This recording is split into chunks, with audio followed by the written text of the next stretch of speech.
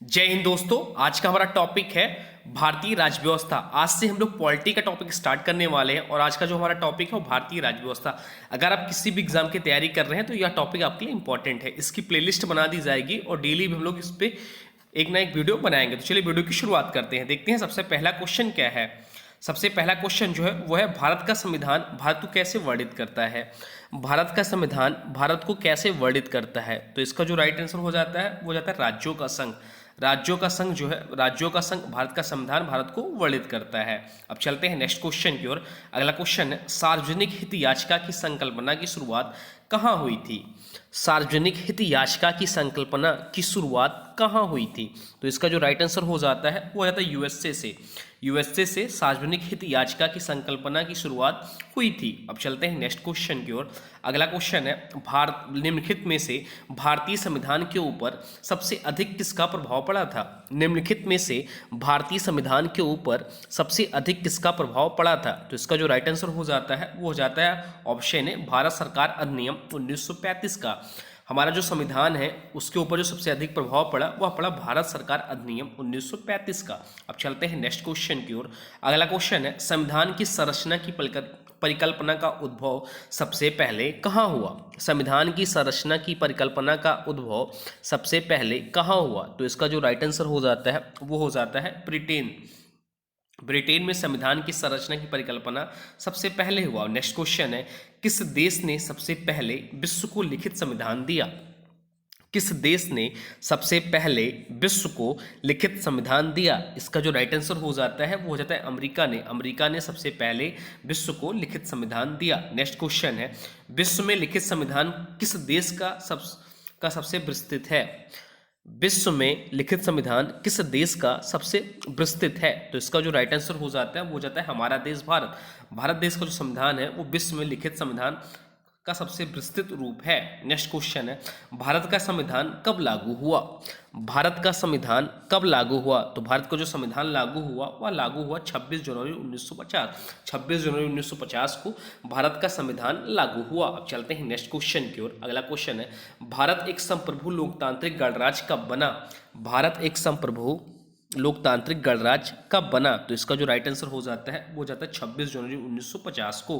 अब चलते हैं नेक्स्ट क्वेश्चन की ओर। अगला क्वेश्चन है संविधान द्वारा भारत के संविधान को तैयार करने के लिए कितनी समितियों का गठन किया गया था। संविधान सभा द्वारा भारत के संविधान को तैयार करने के लिए कितनी समितियों का गठन किया गया था। तो इसका जो राइट आंसर हो जाता है वो जाता है 17 समितियों का गठन किया गया था। अब चलते हैं नेक्स्ट क्वेश्चन की ओर। अगला क्वेश्चन है भारतीय संविधान कैसा है। भारतीय संविधान कैसा है। तो इसका जो राइट आंसर हो जाता है वो जाता है उपयुक्त में से कोई नहीं। ना बहुत ही कठोर है ना बहुत ही लचीला है और ना ही कठोर और ना ही लचीला है। तो उपयुक्त में से कोई नहीं इसका राइट आंसर हो जाएगा। नेक्स्ट क्वेश्चन है भारत एक धर्मनिरपेक्ष देश है इसका तात्पर्य क्या है। भारत एक धर्मनिरपेक्ष देश है इसका तात्पर्य क्या है। इसका जो तात्पर्य है वह है उसका कोई राज्य स्तर पर धर्म नहीं है। उसका कोई राज्य स्तर पर धर्म नहीं है। अब चलते हैं नेक्स्ट क्वेश्चन की ओर। अगला क्वेश्चन है गणतंत्र होता है। गणतंत्र क्या होता है। तो गणतंत्र जो होता है वो होता है वह राज्य जहां पर अध्यक्ष वंशानुगत रूप से ना हो वो गणतंत्र होता है। गणतंत्र का मतलब होता है। अब नेक्स्ट क्वेश्चन है कैबिनेट मिशन प्लान के अधीन बनी संविधान सभा में कितने सदस्य थे। कैबिनेट मिशन प्लान के अधीन बनी संविधान सभा में कितने सदस्य थे। तो इसका जो राइट आंसर हो जाता है वो जाता है ऑप्शन है 389 सदस्य थे। अब चलते हैं नेक्स्ट क्वेश्चन की और अगला क्वेश्चन है बैबल योजना की असफलता का मुख्य कारण क्या था। बैबल योजना की असफलता का मुख्य कारण क्या था। तो इसका जो राइट आंसर हो जाता है वो जाता है कांग्रेस तथा मुस्लिम लीग के मध्य सहमति न हो पाना बैबल योजना की असफलता का मुख्य कारण था। नेक्स्ट क्वेश्चन है भारत का संविधान 26 जनवरी 1950 को प्रख्यापित किया गया क्योंकि। भारत का संविधान 26 जनवरी 1950 को प्रख्यापित किया गया क्योंकि यह एक शुभ दिन था। संविधान को रूप देने वाली एक इच्छा थी। अंग्रेज इस तारीख को पहले भारत छोड़ने की तैयार नहीं थे। इस दिन 1929 में स्वतंत्रता दिवस के रूप में मनाया था। तो इसका राइट आंसर हो जाता है ऑप्शन डी। इस दिन को 1929 में स्वतंत्रता दिवस के रूप में भी मनाया जाता था। अब नेक्स्ट क्वेश्चन है संविधान के निर्माण में निम्न में से कौन सा दल शामिल था।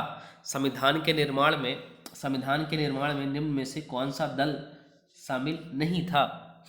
यहाँ हो जाएगा शामिल नहीं था। तो इसका राइट आंसर हो जाता है option D Hindu Mahasabha. Typing miss typing हो गए, इसको सही कर लीजिएगा। नेक्स्ट क्वेश्चन है, निम्नलिखित में से कौन सा दल भारतीय संविधान सभा में भारतीय संविधान सभा से संबंध नहीं था? तो इसका जो राइट आंसर हो जाता है वो हो जाता है option B, option B, communist party इसका राइट आंसर हो जाता है। अब चलते हैं नेक्स्ट क्वेश्चन की ओर। अगला क्वेश्चन, हमारे देश का संवैधानिक नाम क्या है? हमारे देश का संवैधानिक नाम क्या है? तो हमारे देश का जो संवैधानिक नाम है भारत अर्थात इंडिया है। अब चलते हैं नेक्स्ट क्वेश्चन की ओर। अगला क्वेश्चन है, स्वतंत्र भारत के प्रथम कानून मंत्री कौन थे? स्वतंत्र भारत के प्रथम कानून मंत्री कौन थे? तो इसका जो राइट आंसर हो जाता है वो जाता है डॉक्टर भीमराव अंबेडकर। अब चलते हैं नेक्स्ट क्वेश्चन की ओर। अगला क्वेश्चन है, सर्वोच्च न्यायालय ने किस मुकदमे में यह बनाए रखा कि प्रस्तावना संविधान का भाग नहीं है? सर्वोच्च न्यायालय ने किस मुकदमे यह बनाए रखा कि प्रस्तावना संविधान का भाग नहीं है? तो ऑप्शन ए है बेरूबारी मुकदमा, बेरूबारी मुकदमा। अब चलते हैं नेक्स्ट क्वेश्चन की ओर। अगला क्वेश्चन है, जन गण मन को भारत के राष्ट्रगान के रूप में किस वर्ष स्वीकृत किया गया? जन गण मन भारत को राष्ट्रगान के रूप में किस वर्ष स्वीकृत किया गया? तो इसका जो राइट आंसर हो जाता है वो आता है ऑप्शन सी 1950 में। अब चलते हैं नेक्स्ट क्वेश्चन की ओर। अगला क्वेश्चन है, भारत का अंतिम अंग्रेज वायसराय कौन था? भारत का अंतिम अंग्रेज वायसराय कौन था? तो इसका जो राइट आंसर हो जाता है option C Lord Mountbatten. Lord Mountbatten Bharat का अंतिम अंग्रेज वायसराय था। बहुत बार एग्जाम में क्वेश्चन पूछा गया है। स्वतंत्रता प्राप्ति के पश्चात भारतीय राष्ट्रीय कांग्रेस का पहली बार विभाजन कब हुआ? स्वतंत्रता प्राप्ति के पश्चात भारतीय राष्ट्रीय कांग्रेस का पहली बार विभाजन कब हुआ? तो यह हुआ जो 1971 में हुआ। अब चलते हैं नेक्स्ट क्वेश्चन की ओर। अगला क्वेश्चन है, इनमें से कौन जुलाई 1946 में गठित संविधान सभा के सदस्य नहीं थे? इनमें से कौन जुलाई 1946 में गठित संविधान सभा के सदस्य नहीं थे? तो इसका जो राइट आंसर हो जाता है वो रहता है महात्मा गांधी। महात्मा गांधी संविधान सभा के सदस्य नहीं थे। अब चलते हैं नेक्स्ट क्वेश्चन की ओर। अगला क्वेश्चन है, भारत की संविधान सभा के अस्थायी सभापति थे? भारत के संविधान सभा के अस्थायी सभापति थे। तो इसका जो राइट आंसर हो जाता है वो जाता है श्री सच्चिदानंद जी। श्री सच्चिदानंद भारतीय संविधान सभा के अस्थायी सभापति थे। बाद में डॉक्टर राजेंद्र प्रसाद इसके स्थायी सभापति बने।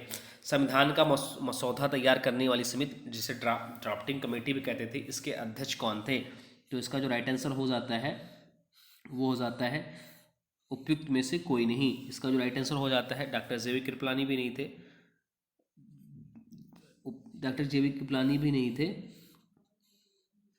सॉरी। इसका जो राइट आंसर हो जाता है वो हो जाएगा डॉक्टर भीमराव अंबेडकर। अब चलते हैं नेक्स्ट क्वेश्चन की ओर। अगला क्वेश्चन है, निम्नलिखित में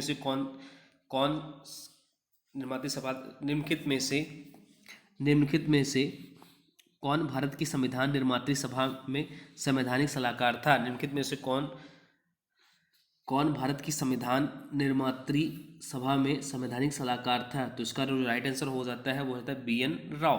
अब चलते हैं नेक्स्ट क्वेश्चन की ओर। अगला क्वेश्चन है, 11 दिसंबर 1946 को किस संविधान सभा का स्थायी अध्यक्ष चुना गया था? 11 दिसंबर 1946 को किसे संविधान सभा का स्थायी अध्यक्ष चुना गया था? तो इसका जो राइट आंसर हो जाता है वो आता है option B doctor Rajendra Prasad. Doctor Rajendra Prasad को 11 दिसंबर 1946 को संवैधानिक सभा का स्थायी अध्यक्ष चुना गया था। तो आज का जो हमारा टॉपिक था वो भारतीय राज्य व्यवस्था का था। आशा करता हूँ हम लोगों को वीडियो पसंद आया होगा। तो वीडियो पसंद आया हो तो प्लीज़ वीडियो को लाइक करिएगा और चैनल पे नए हैं चैनल को सब्सक्राइब भी कर लीजिएगा। इसका फ्री